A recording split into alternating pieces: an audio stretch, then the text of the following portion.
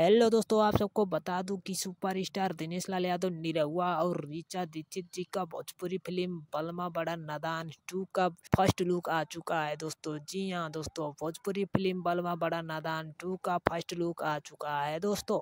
और दोस्तों, जब इस फिल्म का फर्स्ट लुक आ चुका है तो उम्मीद करते हैं कि इस फिल्म का ट्रेलर भी बहुत जल्द आ जाएगा दोस्तों। जी हाँ दोस्तों, उम्मीद करते हैं कि इस फिल्म का ट्रेलर बहुत जल्द आ जाएगा दोस्तों।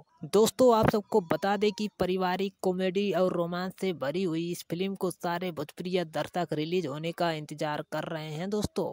आप सबको बता दें कि इस फिल्म का प्रोड्यूसर और डायरेक्टर इस फिल्म को इतना शानदार बनाया है कि ये फिल्म सिनेमा घरों में रिलीज होते ही भोजपुरी फिल्म इंडस्ट्री का इतिहास बदल सकता है दोस्तों। तो चलिए दोस्तों, इस वीडियो को यहीं पर ख़त्म करते हैं दोस्तों। अगर ये वीडियो हमारा आप सबको अच्छा लगा हो तो लाइक, कमेंट और सब्सक्राइब जरूर करिएगा दोस्तों। चलिए, धन्यवाद दोस्तों।